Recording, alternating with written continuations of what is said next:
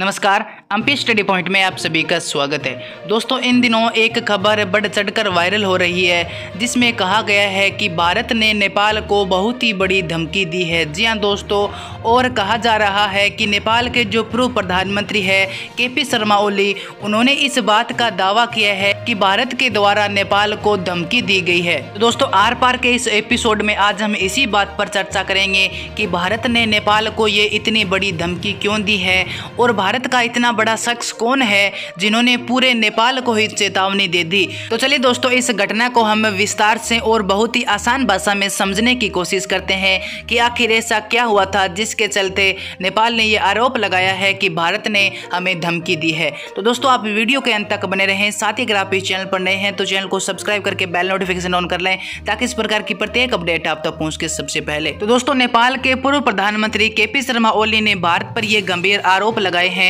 ओली ने दावा किया है कि साल 2015 में भारत के जो तत्कालीन और वर्तमान विदेश मंत्री है एस जयशंकर, उन्होंने नेपाल के संविधान को लेकर नेपाल को धमकी दी है। जी हां दोस्तों, ये घटना है साल 2015 की, जब नेपाल के संविधान में संशोधन किया जा रहा था। जी हां दोस्तों, और केपी शर्मा ओली का ऐसा दावा है कि भारत के जो विदेश मंत्री है एस जयशंकर, उन्होंने नेपाल को धमकी दी है और उन्होंने कहा है कि नेपाल के संविधान में जो संशोधन हो रहा है वो हमारे अनुरूप होना चाहिए। यानी दोस्तों, नेपाल के संविधान में संशोधन तो होना चाहिए, लेकिन जैसा भारत कहेगा वैसा ही संशोधन होना चाहिए, और इस बात का दबाव नेपाल पर बनाया गया था। इसके अलावा दोस्तों, केपी शर्मा ओली ने यह भी कहा है कि एस जयशंकर ने नेपाल के जो बड़े नेता है उनको धमकी दी थी कि वे मौजूदा प्रारूप में संविधान को लागू न करे।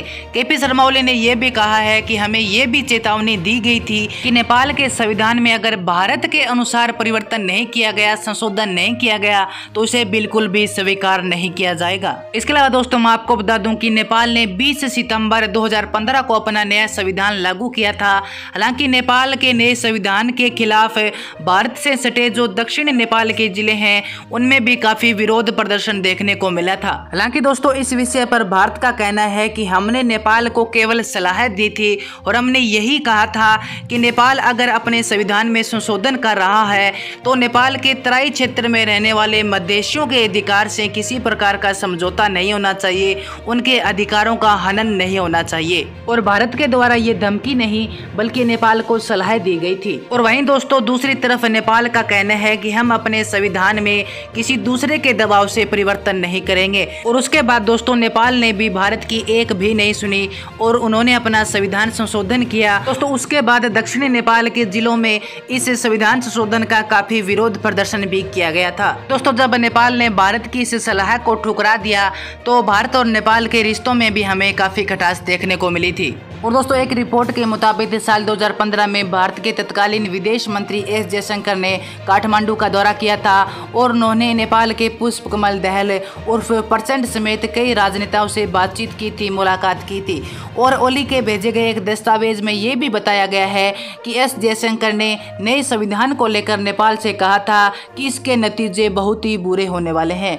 और दोस्तों, इसमें यह भी कहा गया है कि भारत सरकार ने नेपाल के संविधान को लेकर असंतोष जाहिर किया है और संविधान की ड्राफ्टिंग के बाद से ही नेपाल सरकार पर इस बात का दबाव बनाया जा रहा है कि इस संविधान को न अपनाया जाए। तो दोस्तों, यही है वो पूरी घटना जिसमें भारत ने कहा है कि हमने नेपाल को केवल सलाह दी थी कि संविधान संशोधन में नेपाल के मधेश क्षेत्र में जो लोग रहते हैं उनके अधिकारों का हनन नहीं होना चाहिए, और नेपाल कह रहा है कि हमें भारत के द्वारा संविधान को लेकर बहुत ही बड़ी धमकी दी गई है कि हम जैसा चाहते हैं वैसा ही नेपाल के संविधान में संशोधन होना चाहिए। फिर भी दोस्तों, नेपाल ने भारत की एक भी नहीं सुनी और नेपाल ने अपने अनुसार ही संविधान में संशोधन किया गया।